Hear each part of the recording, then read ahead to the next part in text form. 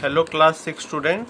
So last turn पे हमने अपना चैप्टर स्टार्ट किया था और हमने बेसिक ज्योमेट्री का आइडिया लिया था। क्या थी पहला टॉपिक? पॉइंट। पॉइंट क्या होता है? कोई साइज नहीं होता इसका, कोई विड्थ, कोई डेप्थ, कुछ नहीं होता। एक स्मॉल डॉट से रिप्रेजेंट करते हैं। लाइन को हम ऐसे रिप्रेजेंट करते हैं और उस पर कोई 2 पॉइंट लगा देते हैं, ठीक है।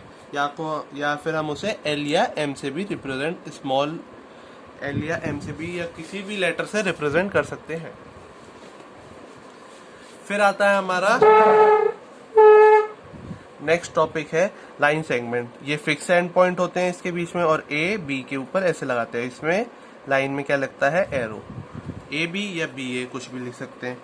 नेक्स्ट था हमारा कोलिनियर पॉइंट। कोलिनियर पॉइंट वो होते हैं जो सेम लाइन पे, एक ही लाइन पे लाई करते हैं। नेक्स्ट था हमारा रे। रे क्या है? होती है जो एक साइड से एक्सटेंड होती रहे। एक साइड से फिक्स होती है और एक साइड से एक्सटेंड होती रहती है। यहाँ पे ही एक्सटेंड होगी, पर लाइन क्या होती है? बोथ साइड या फिर अपोजिट डायरेक्शन में एक्सटेंड होती रहती है।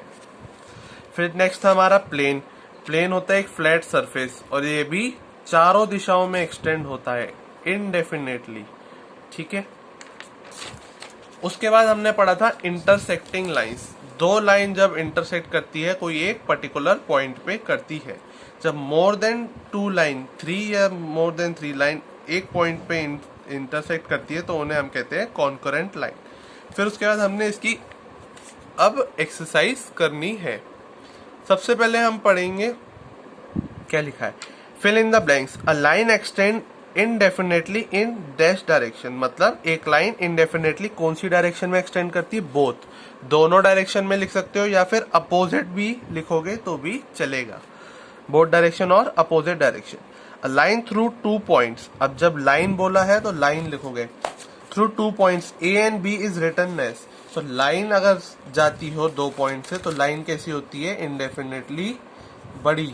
तो 2 पॉइंट कौन से हो गए? ए और बी। तो कैसे रिप्रेजेंट करेंगे हम? ए बी ऐसे या फिर बी ए ऐसे भी रिप्रेजेंट कर सकते हैं, ओके। तो ए बी या फिर बी ए कैसे भी रिप्रेजेंट। लाइन सेगमेंट होती तो ये एरो नहीं आते, सिर्फ फिक्स लाइन होती।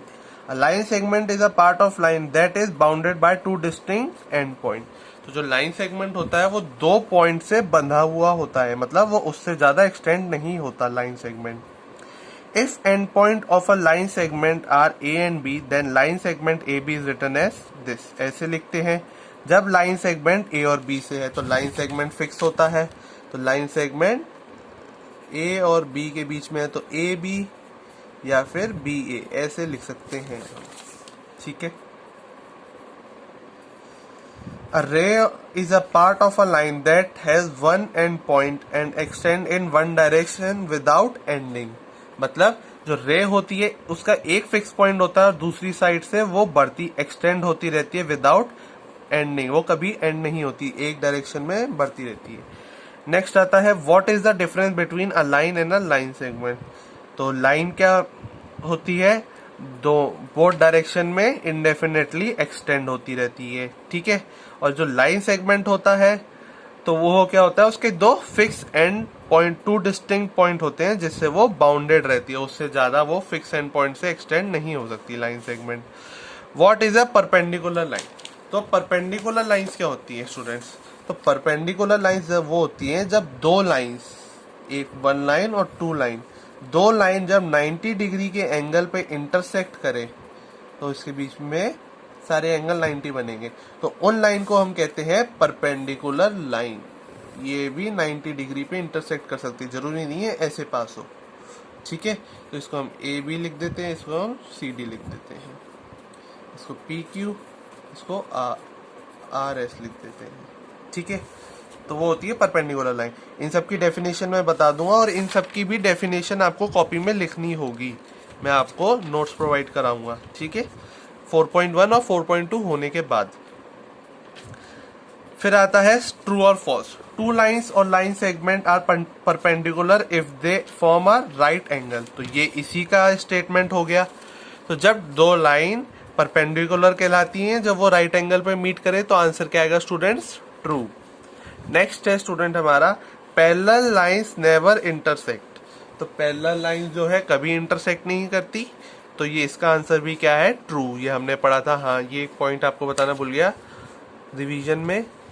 पैरेलल लाइंस वो होती है जिनके बीच का डिस्टेंस हमेशा सेम होता है और ये कभी मीट नहीं करती।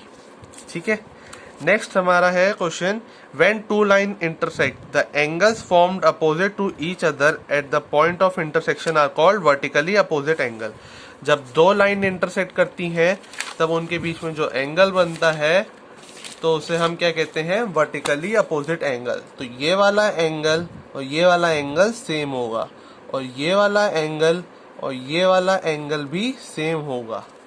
ठीक है, जब कोई भी दो लाइन इंटरसेक्ट करती हैं, चाहे वो ऐसे इंटरसेक्ट कर रही हो, तो ये एंगल इसके बराबर होगा और ये वाला एंगल इसके बराबर होगा। ओके, सो यहाँ पे हमारा एक और क्वेश्चन है, 5th।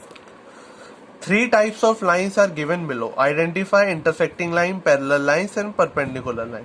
तो इंटरसेक्टिंग लाइन कौन सी है जो इंटरसेक्ट करे, तो ये भी इंटरसेक्टिंग है और ये भी है, पर हम इसको लेंगे मोर एक्यूरेटली और हमें इसको पैरेलल और परपेंडिकुलर में भी क्लासिफाई करना है। तो अब पैरेलल कौन सी है, जो कभी भी मीट नहीं करती, एक दूसरे के पैरेलल रन करती है, तो ये और ये पैरेलल है, तो सी वाली क्या हो गई, पैरेलल लाइंस। और बी वाली क्या है, एंड परपेंडिकुलर लाइन, तो ये 90 डिग्री के एंगल पे मीट कर रही हैं, तो ये क्या हो गई, परपेंडिकुलर लाइन। ओके स्टूडेंट्स, सो आज हम इतना ही करते हैं क्योंकि एक्सरसाइज कंप्लीट हो गई है। नेक्स्ट क्लास में हम कर्व से स्टार्ट करेंगे। So thank you.